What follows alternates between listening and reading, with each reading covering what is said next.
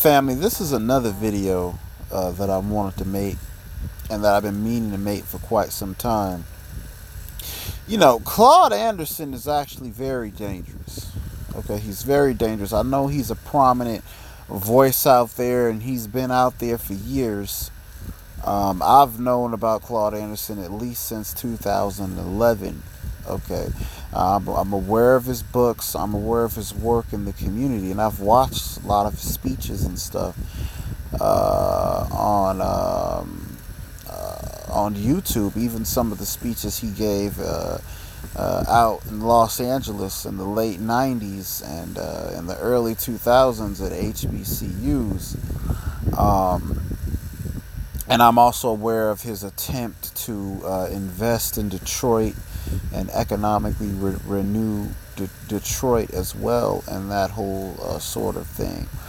But the fact of the matter is, and the reality is that this guy deserves to be exposed. Okay, he deserves to have an expose made about him, because there are a lot of things about this guy and his mindset, his ideology, and the things that he says that I think if black people took, or if the ADOS community took an alternative look at those things, I think they would find some things, a lot of things that would interest them.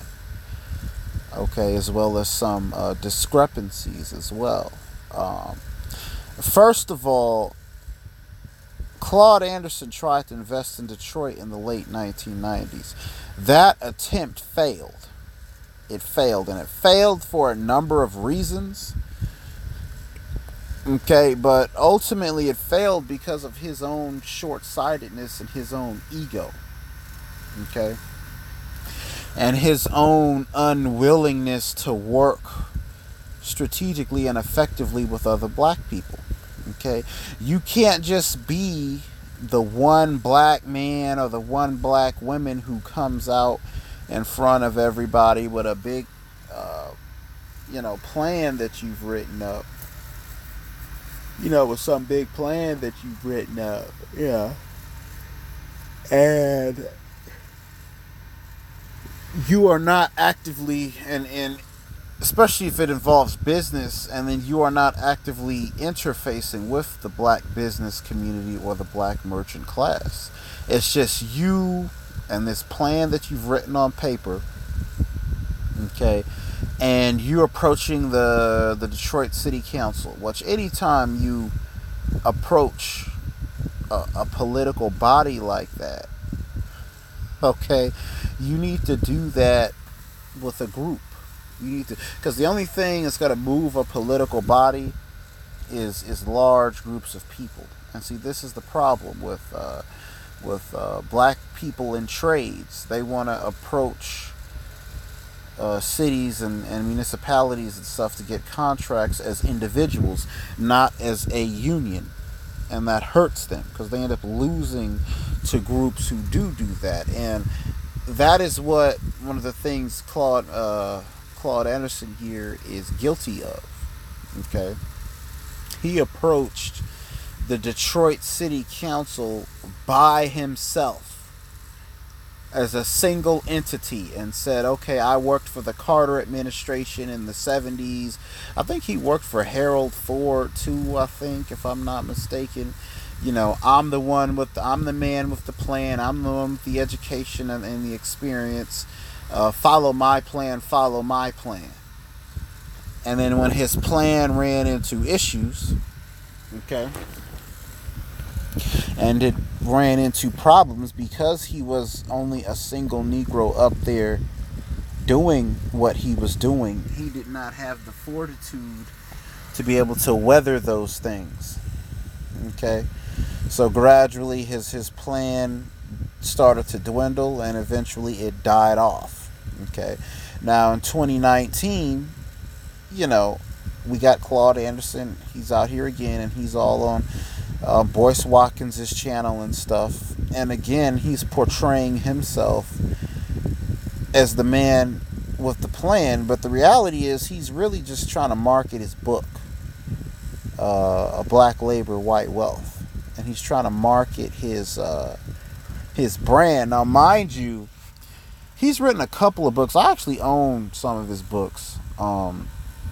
Mind you, he has never updated in all these years. He has not updated any of his books.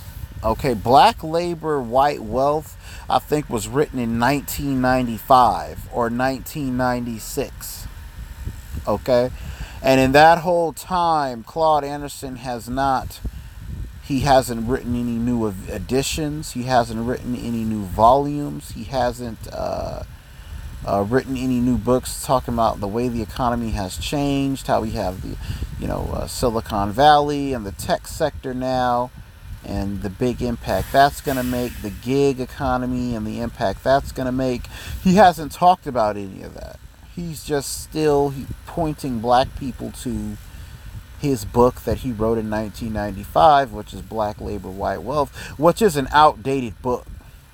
Don't get me wrong, there's still a lot of good stuff in that book, but it's an outdated book. It's a book that has not been updated to prepare black people for the unique and specific challenges that they face in 2019 and the 21st century. Okay. And just the fact that he's continued to push this narrative that I'm the one with the plan. I'm the one that you should be listening to. Damn all these other niggas. I'm the one you should be listening to. I'm the man with the plan. Damn everybody else. That mindset doesn't get black people far. And in an era when black people need to relearn how to work together as teams so that we can get effective outcomes, I think that his mindset never went anywhere. And then he has this organization, this so-called Harvest Institute, that I've heard him talk about in his speeches and that kind of stuff. Can anyone show me what the Harvest Institute actually does? Because I haven't seen anything but what they do. They claim they train black people how to have businesses. I haven't met a single black business person who said that they became successful because they went to Claude Anderson's Harvest Institute. I've seen black people who say they became successful because they went to Boyce Watkins's Black Business Boot Camp, but not Claude Anderson. And then you wonder why Claude Anderson has to piggyback off Boyce Watkins's channel. And then Boyce Watkins is a nice guy. He lets Claude Anderson come on there, but and then that kind of thing. He tolerates it. But Claude Anderson is another one of these Negroes who pushes this negative narrative. He's saying that if we don't follow his program or buy his books, we're headed towards zero wealth in 30 years. Okay, we're gonna die out in 30 years. He even gave a speech, and it's on YouTube, as I watched it in the late 90s at Fred Price's church out in Los Angeles, actually. In one part of the speech, he even said, he even told the black people not to start businesses. He said, "Don't start a business. You will lose your money. Give me all your money. I need it. But don't start a business." What kind of message is that? What kind of mindset is that? That's how this dude thinks. That's why I say an expose needs to be made on him, which I will be making pretty soon, and releasing that as a volume to you guys. Okay. But I will be exposing Claude Anderson, because the man needs to be exposed. Okay. He has this arrogant, conceited attitude. He has a track record of doing things that don't work, like pushing for reparations. He wants you to donate all this money to his institute, so that supposedly he's using the money to buy federal lawyers to go present reparations cases to to the courts. But reparations has been proven time and again in the federal courts to be a failed cause, and it has never gone anywhere. But yet this man continues to want to throw money at it and that whole type of thing. He has had failed models in the past, such as trying to invest in Detroit as a single entity and telling everyone he was the man with the plan. And then when it came under scrutiny, it failed. Okay, it didn't hold up. Okay, he's one of those types of Negroes now, and he's one of those Negroes that thinks he's special. He thinks he's better than other people. He believes that what he says is the right way. He's the man with the plan, and everybody should be following him. But if you look at his track record, everything he has done has failed. So he's basically been reduced to having to piggyback off people like Boyce Watkins to remain relevant. People who are actually relevant, like Boyce Watkins, he has to go piggyback off of people like that to keep his platform up. Otherwise, no one would really even fool with him, because he has not been, his mindset has not been a success for the black community. Now, I digress. Let me know what y'all think.